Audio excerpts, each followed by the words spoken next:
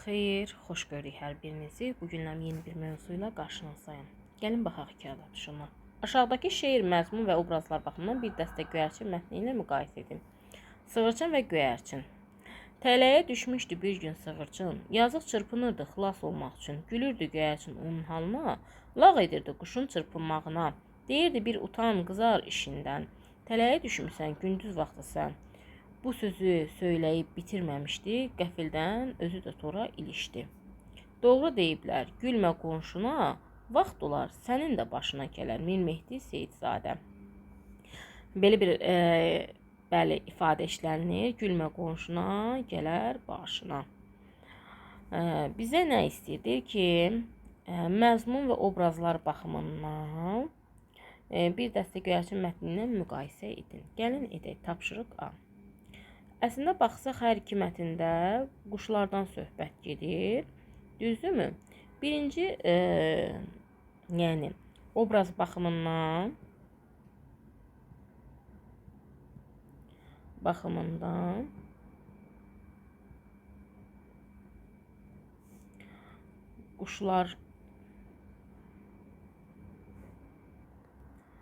quşlardan söhbət gedir.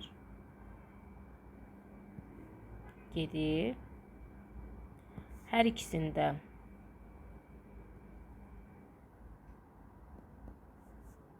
tələyə düşüblər.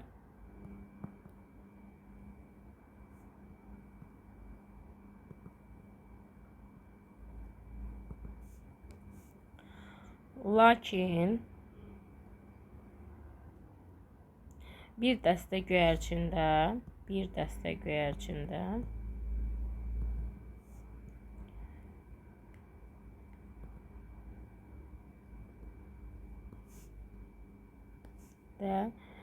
birlik olurlar.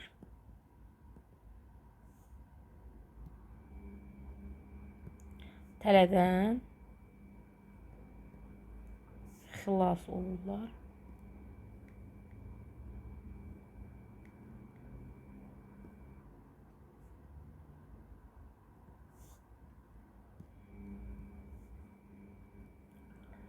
Sığırçın və göyərçində isə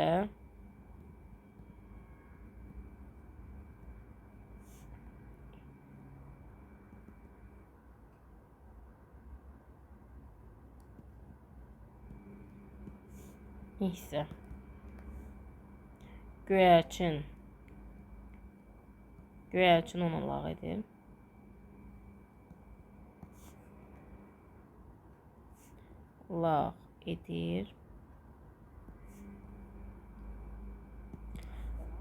Sonda özü də tələyə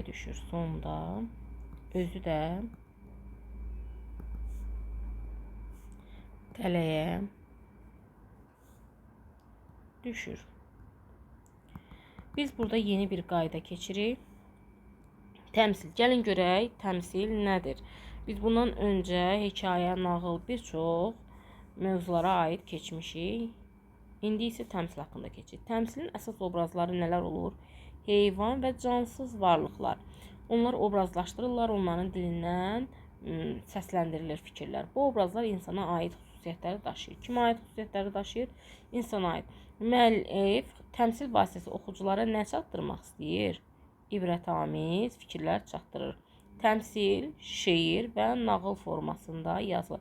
Bax, bu qaydanı unutmayın, çünki testlərə, tapşırıqlara, summativlərə düşəcək. Ümumiyyətlə, hər zaman belə diqqət et rubrikasına xüsusi olaraq fikir verin ki, buradan sizə summativə suallar mütləq düşəcək. Tapşırıq B. Şəkillərə baxın, oxuduğunuz mətnləri xatırlayın. Onlardan hansını təmsil hesab etmək olar, seçiminizi əsaslandırın. İlbiz və dostları, yəni İlbizin çanağı idi mətnin adı.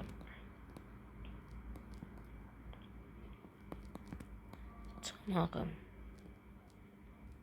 Bu qartalın təşəkkürü idi.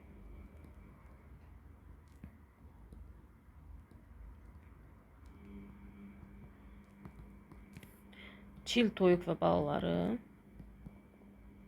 Bunu birinci sinifdə keçmişik. Bu ikisini birinci sinifdə keçmişik. Toyuq və balaları.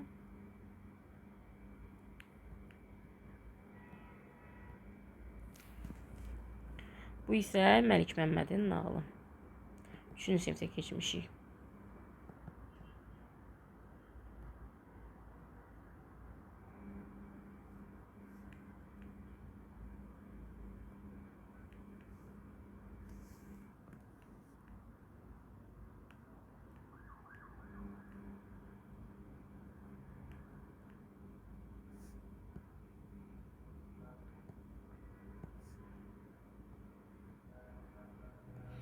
Aha, burada gəlin baxaq. Deyir ki, hansı təmsil hesab etmək olar və fikrinizi əsaslanın. Nəyə görə? Gəlin baxaq. Biz dedik ki, təmsil nədir? Təmsil heyvanlar və cansız varlıqlar arasında olur və insana aid xüsusiyyətləri daşıyır. Biz görürük ki, bax burada hansında heyvanlar danışır. Əlbəttə ki, ilbizin çanağında və çil toyuq və balalarında. Qartalın təşəkküründə qartal obraz olaraq danışmır. Yəni onu seçə bilmərik. Məlik Məmmədin nağılı isə nağıl da adı üstündə. Orada sihirli qüvvələr var. Biz burada nə edirik? Seçim olaraq ilbizin çanağı və çil toyuq və balalarını seçir. Çünki orada heyvanlar obrazlaşdırıbdır. Bizə oradan çatdırmaq istədiyi fikir var. Çil toyuğun və balalarında nə olur? İşləmək istəmirlər. Köməyə gələn o kim olur? O sıçan balaları olur da, sıçanlar olur. Onlar işləyirlər, zəhmət çəkirlər, amma digərləri zəhmət çəkmək istəmir.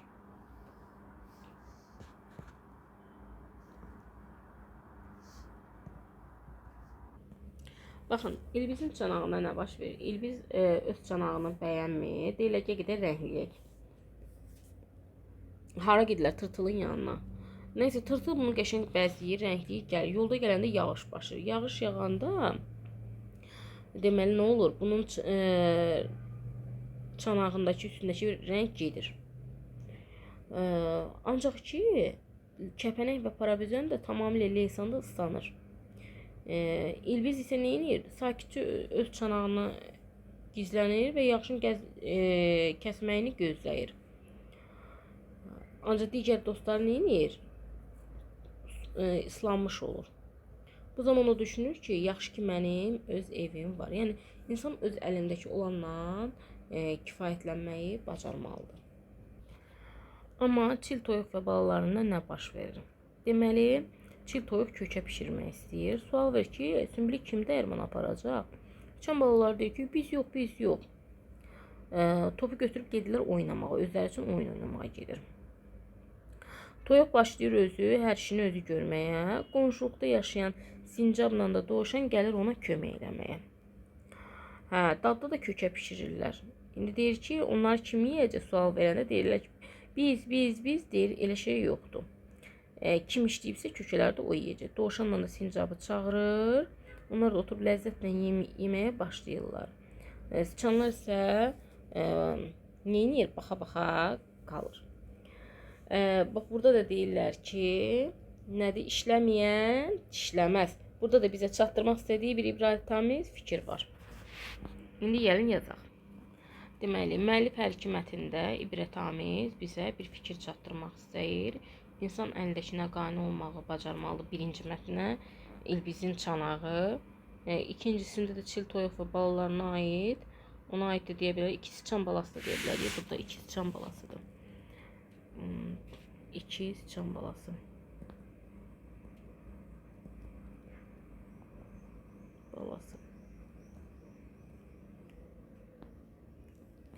Deməli, nə edir? İşləməyən dişləməz. Yəni insanlara aid xüsusiyyətləri heyvanlar üzərindən göstərilir.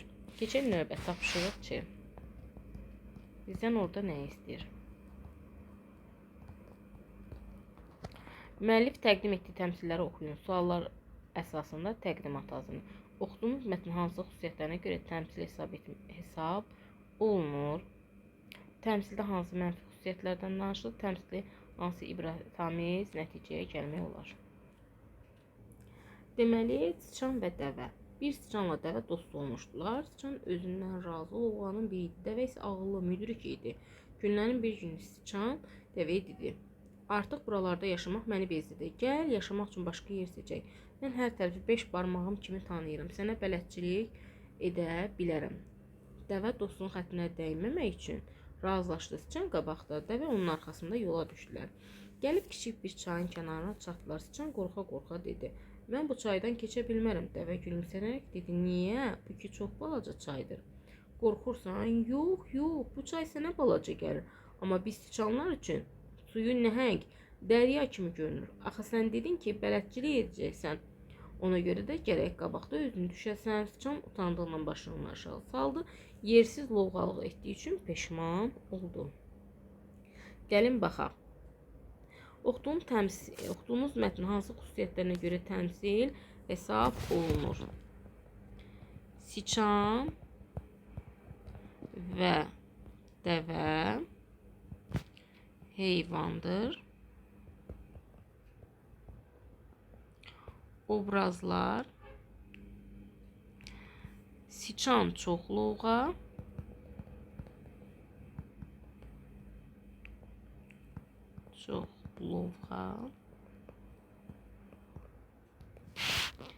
dəvə isə müdrik idi, ağıllı idi.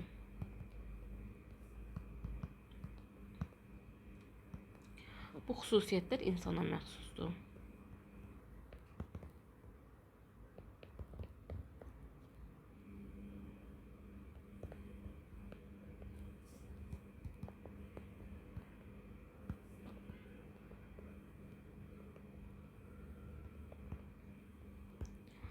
Lovğalıq mənfi xüsusiyyətdir.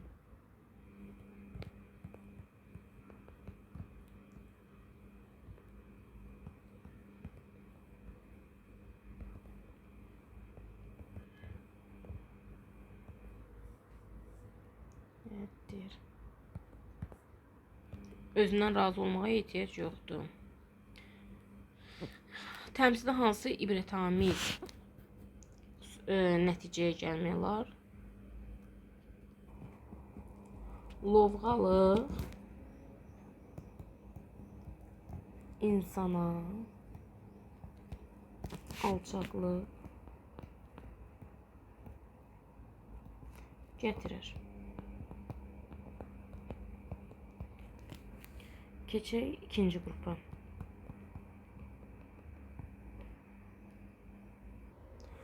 Deməli, bizdə sincab və balığın dostluğundan söhbət gedir.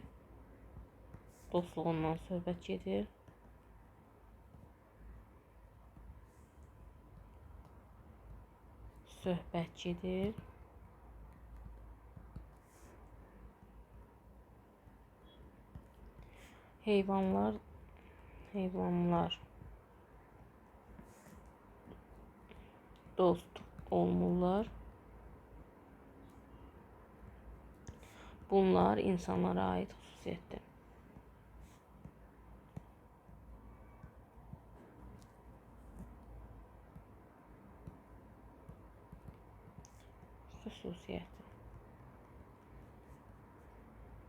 Buradan da təmsil olduğu görünür.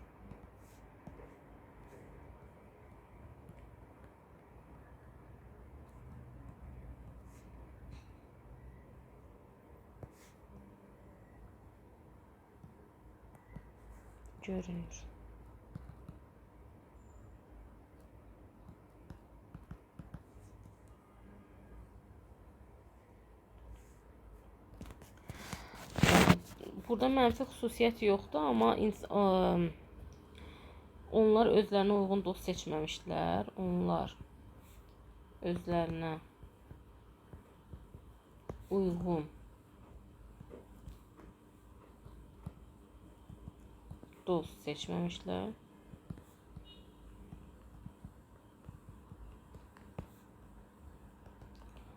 Ona görə də dostluqları tez pozulur.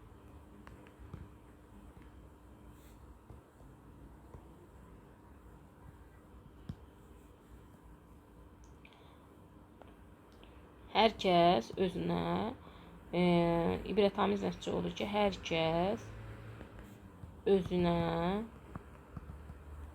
uyğun dost seçməlidir.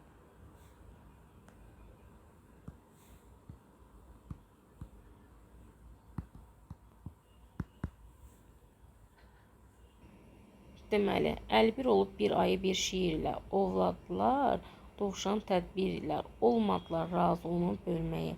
Çıxdı iş axır ölüb öldürməyə, çeynədilər, dişlədilər, diddilər, bir-birini alqana qərq etdilər, özlərini taqətdən saldılar, hər biri bir səmtə düşüb qaldılar. Tülkü uzaqdan görüb bu haləti, bildi ki, yox heç birinin taqəti, gəldi götürdü ovu, etdi fərar. Həsrət ilə baxdı dalınca onlar. Deməli, burada ayı ilə şir ovu bölə bilmirlər dovşanı. Axırda neynir? Tülkü gəlib onu ovlayır. Və bunun nəticəsində də nə olur?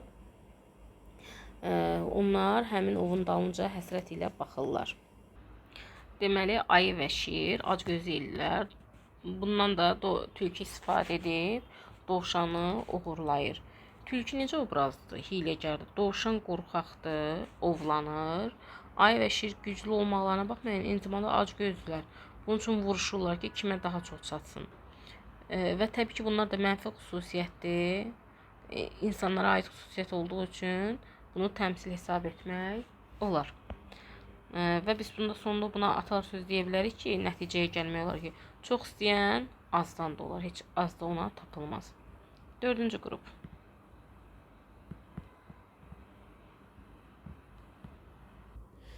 Oxuyaq ağlı qarışqa. Bala dovşana dedi anası, gəl kömək elə mənə, qadası görürsən işin başımdan aşır. Sən də buğdanı yuvaya daşı. Mən oynamağa gedirəm axı, deyib boz dovşan qaçdı aşağı. Gördü yamacda kiçik qarışqa. Kələm daşıyır öz yuvasına dedi. Balaca işləmə bunca. Gəl oynayaq biz yamac boyunca, qarışqa dedi. Sonra oynayaram. Mənə bu işi tapşırıb anam. Bax, burada görür ki, bala dovşan necədir? Tənbəldir. Bəs qarışqa, kiçik qarışqa isə zəhmətkeşdir, düşüncəlidir. Burada mənfi obraz olaraq düşünə bilərik ki, dovşan da tənbəl olduğu üçün, anasına kömək eləmədiyi üçün, amma qarışqa isə ağıllıdır, çalışqandır. Gəlin yazaq. Deməli, bizim ağıllı qarışqa, bala dovşan dedi anasına. Gəl kömək elə mənə, qadas görürsən iş başımdan aşır, sən də buğdanı yuvana daşı. Mən oynamağa gedirəm axı, deyib boz dovşan qaçdı aşağı. Gördü yamacda kiçik qarışqa, kələm daşıyır öz yuvasına. Dedi balaca, işləmə bunca, gəl oynayaq biz yamac boyunca. Qarışqa dedi, sonra oynarım, mən bu işi tapşırım, mənə bu işi tapşırıb anam. Tənbəllik və çalışqanlıq insana məxsus xüsusiyyətdir. Bala dovşan isə necədir? Tənbəldir, kiçik qarışqa isə çalışqan və ağıllıdır. Buradan təmsil olunduğu görünür. Yəni, insanlara məxsus xüsusiyyət heyvanların üzərində cəmləşdirib. Bala dovşan tənbəllik edir. Anası kömək etmir. Bu isə mənfi xüsusiyyətdir. Amma o biri qarışqanın elədiyi xüsusiyyət isə yaxşı bir xüsusiyyətdir. İşləmək insana başlıcılığa gətirər. Tənbəllik isə utanc. Siz başqa sözlər, atalar sözlər də yaza bilərsiniz məsələsi üçün. Bunu mən özümdən yazdım. Əmək sevincdir, tənbəllik isə ağır bəla. İşləmək çörək, tənbəllik qıtlıq gətirər və s. yaza bilərsiniz. İş dəftərində bizə verib tərs keçilər təmsilini əvvəl oxu, şəkillər əsasən mətni tamamla. Günlərin bir günü 2 tərs keçi çayın üstündə körpüdə üz-üzə gəldi. Körpü elə dar idi ki, mütləq onlardan biri yol verməlidir. Keçilərdən biri də yol vermənə keçim.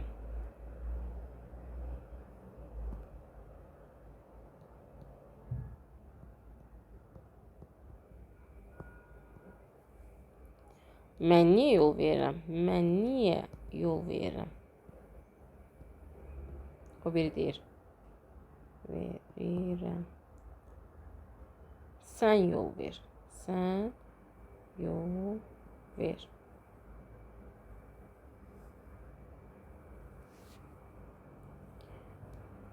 Yox, sən.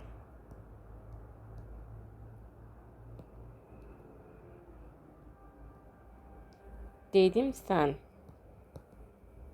Sən yol ver.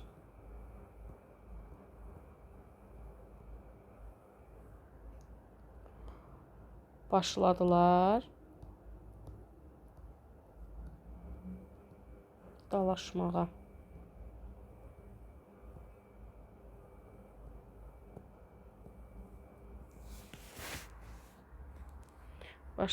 Başladılar dalaşmağa. Hər ikisi suya,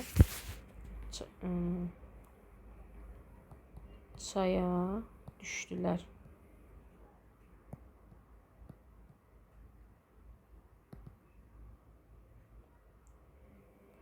Suda boğulmağa başladılar. Suda boğulmağa.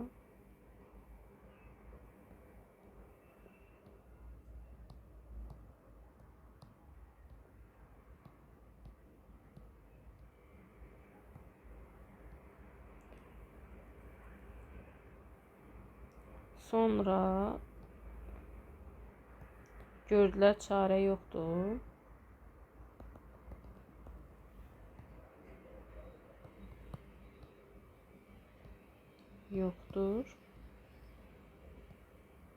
Bir-birinə tutunub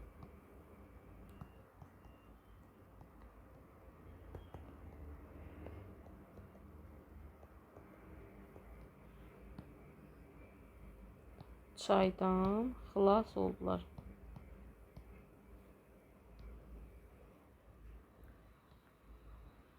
Çaydan bir təhər çıxdılar.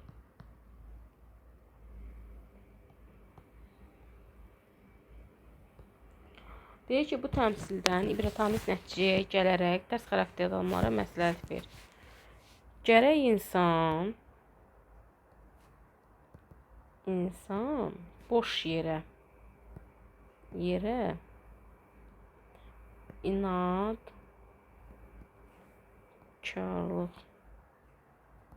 tərslik etməsin.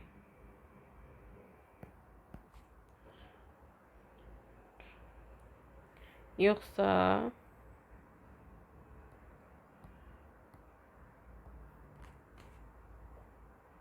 başlarına daha pis hadisə gələ bilər.